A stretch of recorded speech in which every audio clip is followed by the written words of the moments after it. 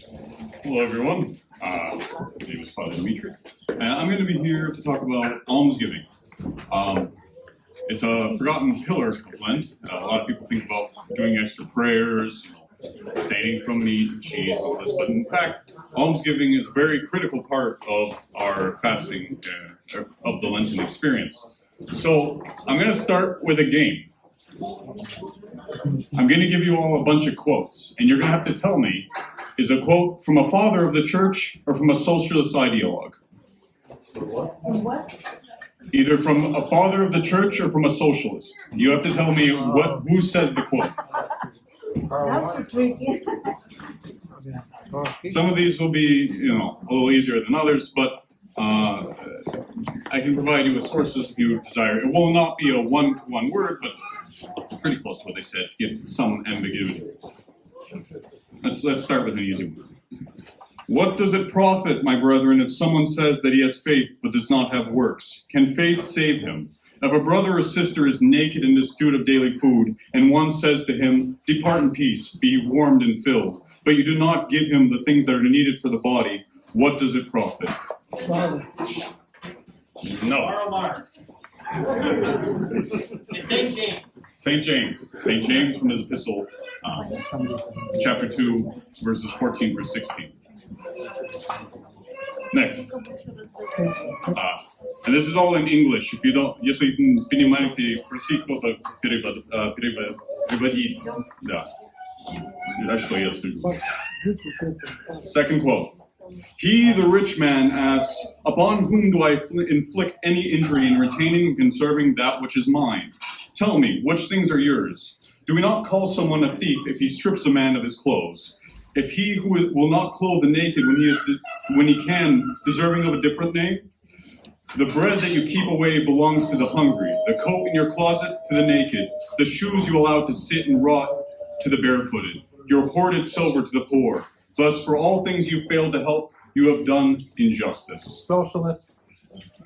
Yeah. St. Basil the Great. St. Basil the Great. Next. Sound like a socialist? Most wealth is a result of evil, whether that is from one man attaining that, or his father or his forefathers. At some point in his line, wealth is generated by injustice. Socialist. Saint Jerome, actually. There's probably no socialist. Next quote. "You are not giving to the poor man anything that is yours, rather restoring something that is his. For you have appropriated to yourself goods that were intended for the common use of all. The earth is for all, not merely for the rich. Yet the number of those who possess merely their own share is far smaller than the number of those who enjoy more than their proper share." John Lennon. Socialist. Anyone? Socialist or father of the church? It's actually St. Ambrose.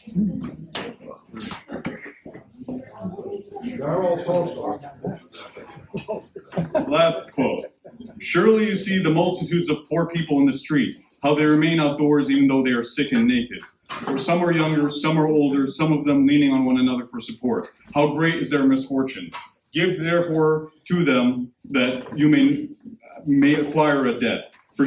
For by your debt you will be paid back greatly in the initial investments. But what do you say? I am poor and have no money. Do you not have 2 small pennies? And even if you do not have 2 pennies, it is the abundance of your goodwill that is sought."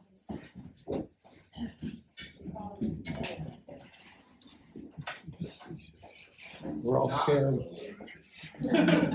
St. John Chrysostom. So, you might be wondering, wow, this is kind of weird to hear all these...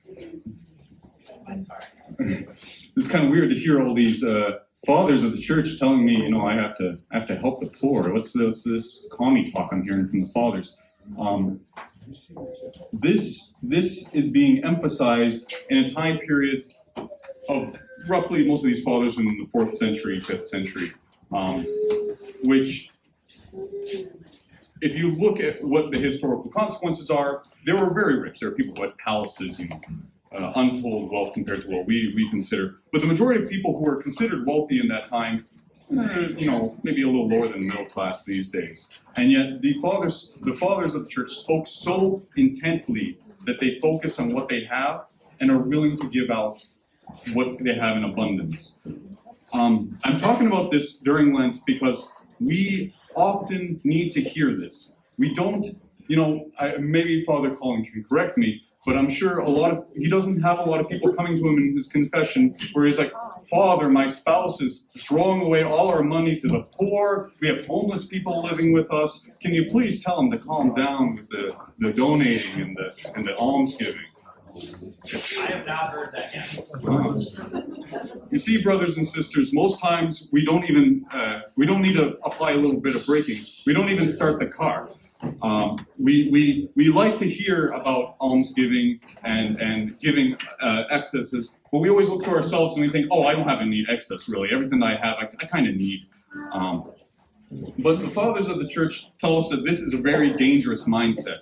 When we don't appreciate what we have given to us and instead always look for excuses, we really are avoiding our responsibilities. And part of the Lenten responsibilities particularly is fasting, prayer, almsgiving. This is not optional, brothers and sisters. We do not say, I'll just fast, but prayer, I don't really have time for prayer. We don't think like that. And yet at the same time, we really are willing to kind of shoo away any notion of giving money out. In our morning prayers, we have save, O Lord, the aged and the young, the poor and orphan and widows. Most times when we're saying that prayer, we think, oh, Lord, save those poor people, but don't use me to do it. My neighbor, he has a nicer car. Surely he can do the donating. That's very dangerous, brothers and sisters. We should not be thinking like this. Otherwise, sometimes when we're walking in the street, we see someone who's begging, and we look at them and we think, he's kind of fat. He's probably fine. Doesn't really need anything. He can live off what he got for a little bit. Really, who are we to look at that man and make such a judgment? Chrysostom dealt with this kind of thought in his life, and he responded, "You must demand an audit of a person's life. You just correct the poverty and supply the need. You do not have the investment of a judge in you. You do not have the authority to look upon the man asking you and say, he's not worthy of my time." Imagine, if you will, that the friends of Job the long-suffering went to him and said, you're having a rough time, but I know a guy who had the exact same problems you had, but he also had arthritis, so, maybe you should suck it up a little bit. What insanity would that be for us to think of it like that? And yet we do that constantly in our daily lives. We don't ponder on the fact that we dismiss people who are seeking our help so easily. And we say to ourselves, if only, this poor man would knock on my door, then I'd give him what I have in my wallet right now. But reality, we cross these people in the streets daily. We get, emails from different organizations that do great work, and we just immediately either delete them or we say, I'll donate to it later. I'll get my tax returns, and then I'll do some donating then. In reality, then we end up shopping for a new couch because the other couch we don't really like so much. Again, I want to emphasize that this is not, this is not an optional thing for us. St. Basil, when he was asked, but I'm poor, and he says, yes, you're poor, but poor in spirit. And they asked, who requires such great sacrifices? We are, but men. What did you expect from us? We're not saints. And he says, it's not whom I'm asking, it's the Lord. The Lord himself. Again, we will refer back to Matthew 25. Read that as many times as you want during this season. Every poor man you reject Christ. Every opportunity you have to help someone, you push away God. And I cannot emphasize that this is a very critical part of our Lenten experience, and really something that you should hopefully bring out of Lent with you. We often think, once I get some surplus, then I will do it. Brothers and sisters, we will never donate if we think of it that way. St. Basil says, what keeps you from giving now? The hungry are dying before your face. The naked are stiff with cold. Men are deaf and held by the throat. and you put off all your alms until the next day. We really cannot keep this mindset of we will be able to do this later. We need to act now. This is the season that we should be embracing this kind of self-sacrifice. Look to what we're buying in our grocery runs, really. Do we really need all that? Do we need to have, the $8,000 knickknack that's sitting on the wall? Can we not? There's things like eBay. We can sell things we don't need in our house and give it to the poor. You have the opportunities, brothers and sisters. I struggle with this too. I think, wow, if there's something that could be a blessing, it's moving. Because when you're moving, you think, why do I have all this stuff? Well, why do I need all this stuff? And I really cannot emphasize enough that this is something that we should reflect and pray about. This is not something that we can delay for who knows. What if we're visiting someone in the city, we reject the poor man, we get hit by a car, what do we say to Christ? Like, oh, I really had a meeting, I had like $50 in my wallet. That's kind of a lot. I don't really want to give that $50. Brothers and sisters, think of the judgment that is before us. We really, really should not be downplaying this. This, again, the reason that I'm emphasizing this so much is firstly, this is the season of Lent. We should be very harsh with ourselves, very strict with ourselves right now. But more so because most times, again, as I mentioned at the beginning of this talk, we don't even get the car started. We don't even take that first step. We don't live uncomfortably. We don't even want to consider it. We always push it back. We always think someone else will do it. Someone who's in a better financial situation will step up. And in reality, everyone thinks that, and then no one steps up. If anything else, I really encourage everyone here to read the Epistle of St. James, read some of the Fathers. And I think our kiosk actually has On Wealth and Poverty by St. John Chrysostom. These are not. This was written about by the fathers.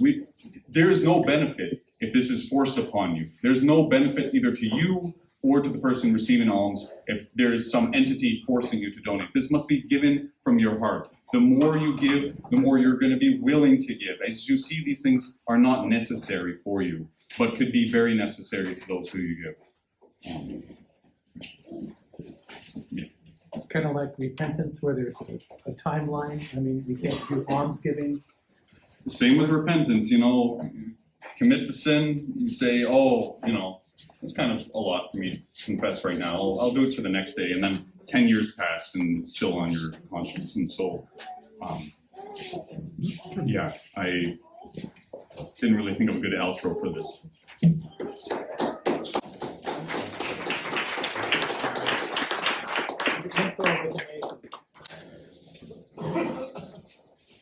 Marina? So the last thing you told us that you have to do it from your heart, but if I'm not mistaken, because throughout the system that sometimes even if you don't have it in your heart, you still have to push yourself. Well, the pushing must come from you. This is one of the fundamental issues with, the socialist idea is that we don't want people to force people to do things. Christ gave us free will that we may offer out of our own desire to love him, we may offer everything that we have. Not that we have someone telling us, Bishop Peter is not going to come inspect our finances and say, well, you could have donated a little more this month. We don't do that. We expect self-accountability in that respect. We need to push ourselves, but most times, we're not doing that. We almost expect someone to push us, but in reality, we don't. The church doesn't operate like that. The church doesn't force you to go to repentance. The church doesn't force you not to eat something in your house. Father Colin's not going to come in and inspect your fridge, Yeah. These are all things that must be done. These are all things that must be done willingly from our heart. And even if we don't want to initially, the more we give, the more we realize, wow, that extra bit, I didn't really need that to be in my bank account. We're like, those knickknacks, I didn't need those knickknacks. They collect dust, they don't do anything. And yet the money you get from selling those help many people. Again, we are not We have not taken a vow of poverty. We are not monastics. But that does not mean that we can live in abundance. We are living in the wealthiest nation in history. Things like washing machines are. We used to be, for these rich people that reference for Chrysostom, would have used slaves. We have such abundance, such easy lives to live, and yet sometimes we really struggle to push ourselves. And this is the season that we really need to reflect upon what we have and what we can give, what we can help, and how we can, in the process, not just save ourselves, but others. So we often think of like almsgiving as just giving out money, or just like financially speaking. But like, what are some other ways that you can give alms in our lives? There are infinite charities that exist in terms of work, like it's volunteer work that can be done. Whether that's we actually in Matthew 25. I don't know where Bill is.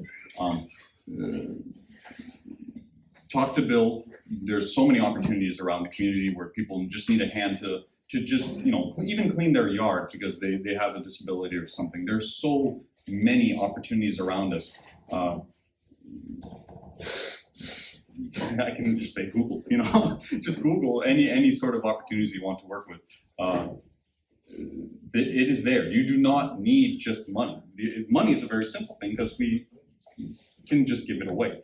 But the food drive, for example, there's a lot of people, I know, I was raised with a Russian mother, that has enough food for like 20 years past the apocalypse. Like we won't be using that food in our lifetimes.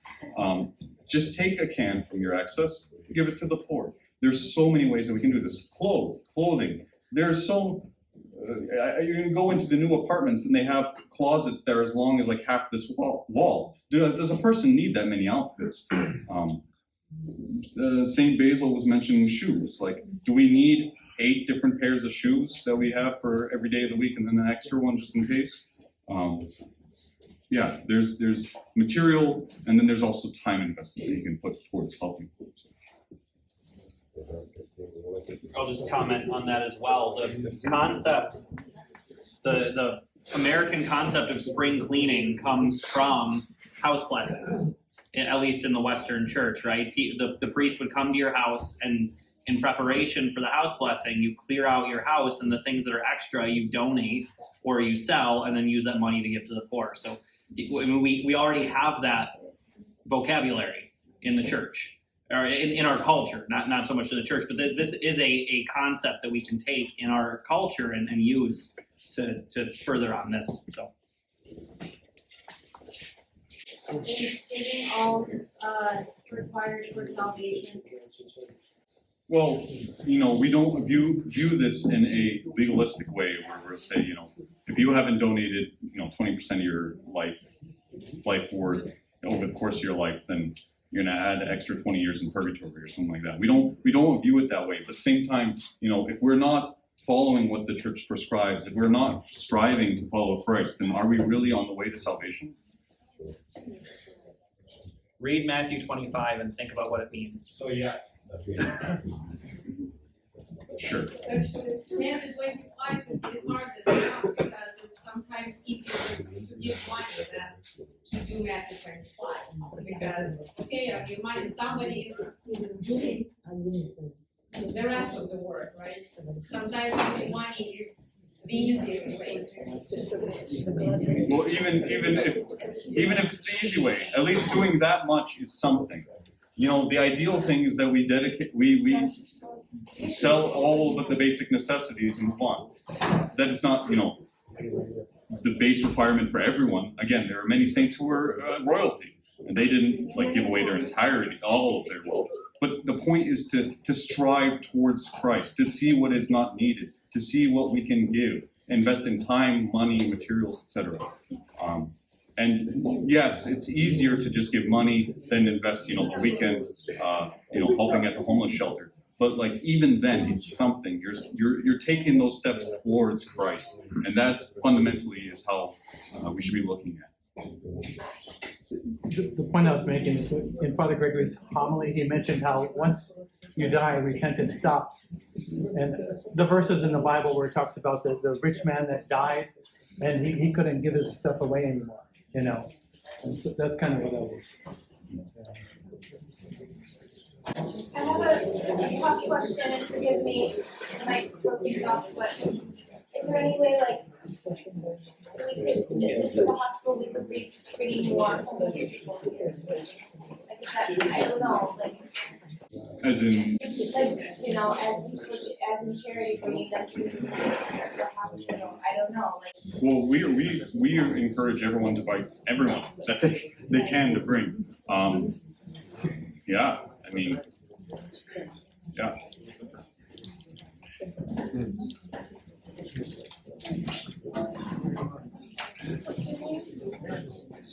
Any other questions? Or Is there any place for discernment in deciding who to give alms to? We have basically certainty that they'll spend money on sin and drugs and gluttony or so on and so forth. yeah. So the question was whether we should have discernment about who we give money to. This is actually funny that St. Ambrose actually talked about this. And this is a very thin line that we need to be careful with. If we know definitively that the person we're giving to lost their money through what we would call negative means, investing in brothels or drugs or war, like in his time, like giving money to barbarians for fighting against Rome. But anyway, I challenge you to find someone who does that these days. But yes, there is discernment, but we need, he emphasizes that we need to be very, very careful when we make these judgments. We need to know almost definitively that the person is basically has their hand reached out to grab,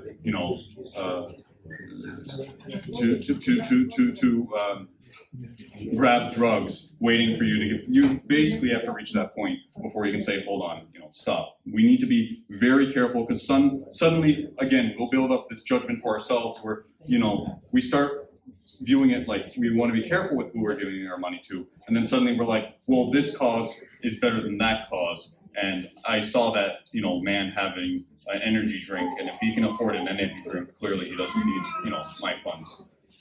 So we need to there is discernment, and that's something we need to be very cautious with. Because at the end of the day, whoever you give money to in alms will have to answer for that money. All Christ is looking at is that you are stepping up when the opportunity is presented to you, to follow him. The kind of thing you might want to bring up to the spiritual father and ask for advice. I would say yes and no. In a way, if you tell Father Colin here that you saw a beggar in the streets of Chicago and you look kind of suspicious with syringes in his backpack, I don't know if Father Colin will make a good judgment because he wasn't there. He doesn't know much about that story. But even then, I want to emphasize the fact that there will never be, unless something is explicit, again, unless this guy is buying, paying for abortions with the money that you're giving him, unless there's something that direct and you're seeing him sign the check as you're giving him the money, you are not judged where that money ends up going. It is purely, are you helping the poor? Again, I'll repeat what Chrysostom said. You must not demand an audit of a person's life. Just correct the poverty and supply the need. We are not called to be judges in where our money goes. We're not supposed to be silly with it, but we're not supposed to try to analyze each person that comes to us in need. It may come in here, actually, I heard one father, he is in Moscow, some of them have probably listened to him, Father Fyodor Borodish. And about that he said, if you see a person like in train station in Moscow, right, and he is already drunk and he's asking for money, and he said, and then I thought, well, I'll give him money and he will drink again, but then he thought, what would I do if it's -30, you have no ID, you have homeless, will you actually have a drink of vodka to warm yourself, something like that? He said, how can I judge a person who I'm in such conditions? Will he drink or not? What would I do?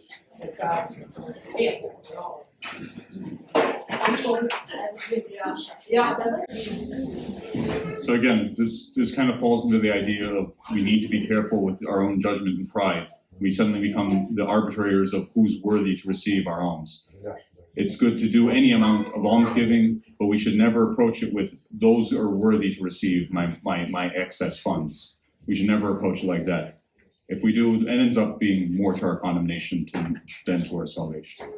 At the risk of going too far into the weeds on this, maybe this is more of a pastoral individual question, would it be fair to say if it's someone close to you, like who you know, like a family member or someone who you kind of know, you have influence over, and you also know that they might not be using the money well, like, then there's more room for discernment rather than there's just some guy on the street you don't know nothing about, you have to assume.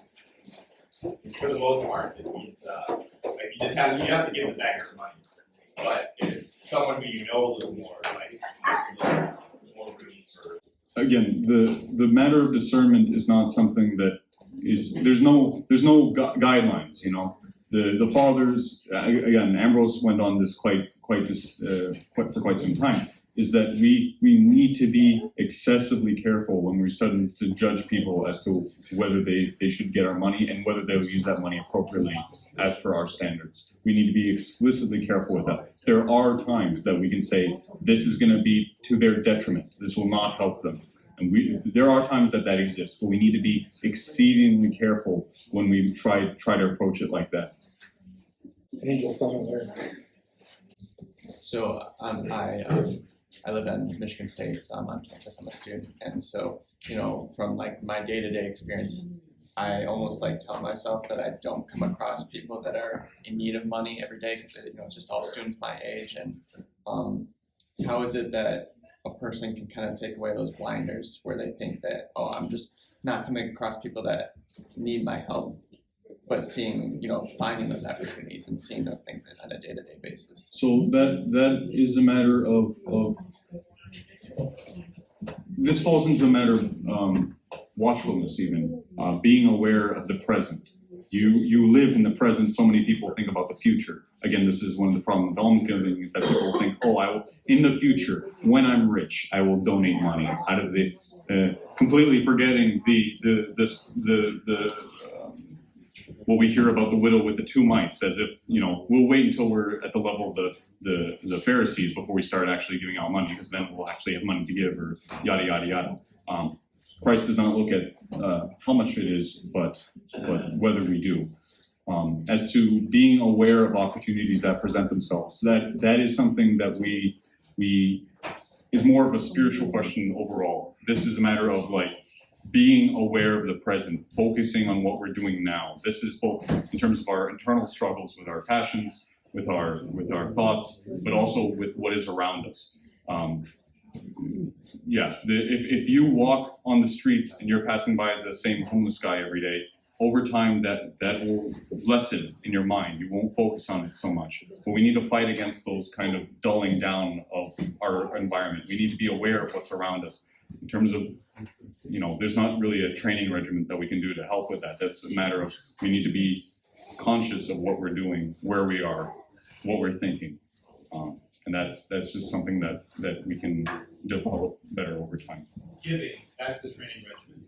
Giving. Just keep giving. There, yeah. If you see an opportunity in front of you, just give. You know, it doesn't need to be. You don't need to write a check for $500. You know, what do you have? $20. That's good. Anything, any step towards Christ is a step. But it would have been easier to give $1 per week to a homeless person than 10% of your income to the church. Right? Well, this goes into the question of also of tithing. Yeah. So the issue that we have is we often view ourselves as being, you know, the apex of our importance. So if we're really viewing this as the way that we should be viewing this, examples of the saints is 1/3 to the church, 1/3 to the poor, and 1/3 to ourselves. And now that's a very big struggle that most of us in this modern age, We're challenged to live a hard life. We're not following Christ is not going to be easy. Christ had never said, follow me and take a load off. I'll carry the cross for you. You're like, no. This is supposed to be a struggle.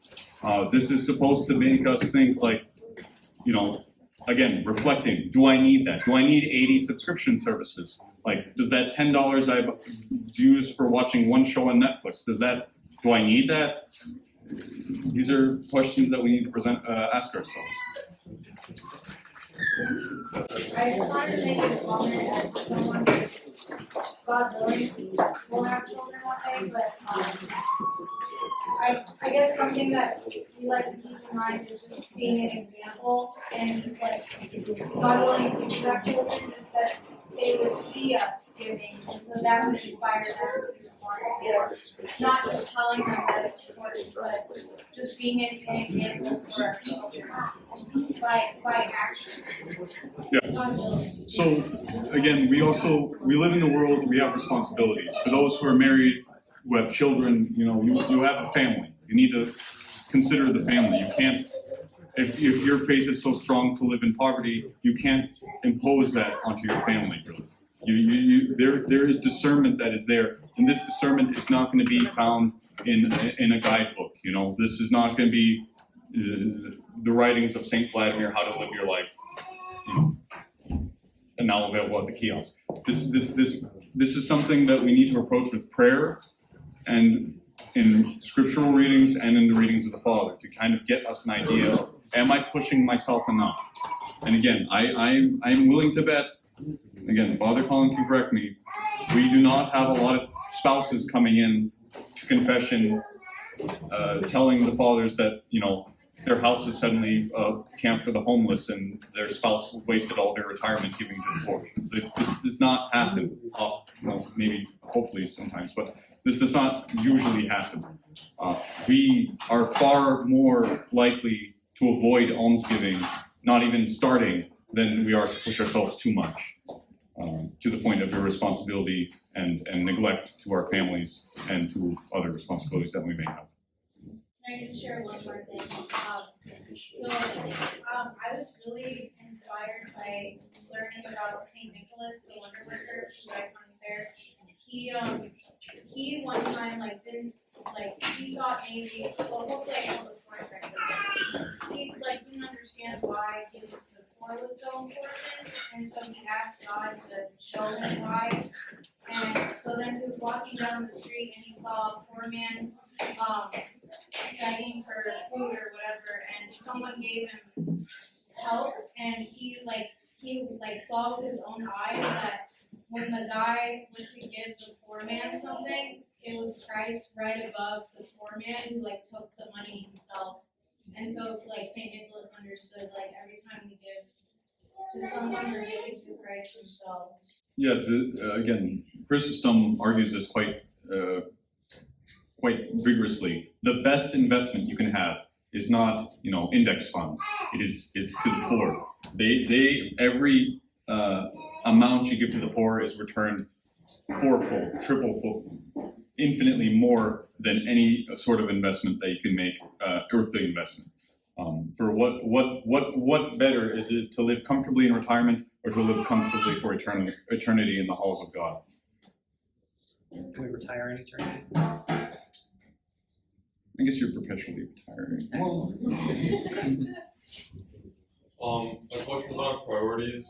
I read somewhere, I forget, there's a word for it, but it's the idea that your priority to the people who are closer to you and the further people are away, not necessarily physically, but just community-wise, the priorities are less and less. I could write a check to some charity in some third world country right now, but also there are people in Washington County who need plenty of help too. And it's we have the church support fund or whatever that we had today at the cross. So is it I know we're supposed to be careful with judging and choosing priorities, but is there a greater priority to your own community and your own people in your own neighborhood over people further away? let me ask you: is the starving man down the street any less an image of Christ than that who is starving in the Sub-Sahara? Oh, really? So it's good. It is good to build up the community, and in our direct works, whether that's volunteer at the homeless shelter, maybe we can bring them to Christ in that work. Like they see us, they see the piety. They see, wow, this man is transformed. How little he cares for himself, that he's willing to, day in day come in, give what he has to the poor. And they see that there's something there that's motivating that man to do something greater than himself. That could be very useful, which can't really be done if you're just giving funds away to a far place. But in terms of, should I give to those who are further away or closer? Both. And again, we're living in a time that we can't just kind of, for example, down payment for a house. People need to have money to try to get a house at some point. I'm not saying, you should look in your bank account and be in the red all the time, and then like by your paycheck, you're just like covered just enough. Like living on the edge, sure, maybe someone has the spiritual strength for that, but it's all a matter of discernment and understanding that we do need to push ourselves. There's pushing ourselves too far when we're kind of imposing how far we want to go onto other people, like our spouses or our children. Depriving our children of like any toys because they say, they don't. At that point, it becomes almost a judgmental thing again, where like they don't need it because I don't think they do. But it's again, I want to emphasize that the reason why I'm choosing such strong quotes is that most times it's not the issue of us doing too much, where Father Colin or Father Gregory has to come to the house and say, calm down. Your wife is worried that you guys aren't paying the bills on time or something like that. That's not the standard. Most times we're just not even aware that we should be, pushing ourselves financially to help the poor, to help the glory of God. Really, like how do we say that we love God if we reject Him in the person in the street or His temple? We say like, it goes back to the tithing. We should do both. We shouldn't be viewing as if. The church is there. It's doing well enough. I don't need to do anything for them or those people down the street. They have some clothes. That's fine. Like we shouldn't have that mindset at all. If we love God, we love both His church and we love the image reflected in all of mankind. So it's happened to me a couple times where there's a homeless person who's standing at like the stoplight, and the light is red, and by the time they get to my car, the light turns green, and so like it's tempting to give them something, but then the light's behind me. So like, do I stop traffic to give this person? Like, how do you know the line is? Like, I don't know. Yes. If you want just a direct answer, yes. What are those people trying to get to? Watch their nightly show? Like maybe seeing you do that will inspire someone else down the line. They'll be like, oh, she donated. Why not? I have some change. I should probably do that as well. Like that one act can trigger, kindness over a butterfly effect, if you will. So we should always take that opportunity to help others, and not ever for the glory of ourselves. We should never, abstain from doing good works just because they won't be seen. That way, it's another matter of pride and won't be for our own help.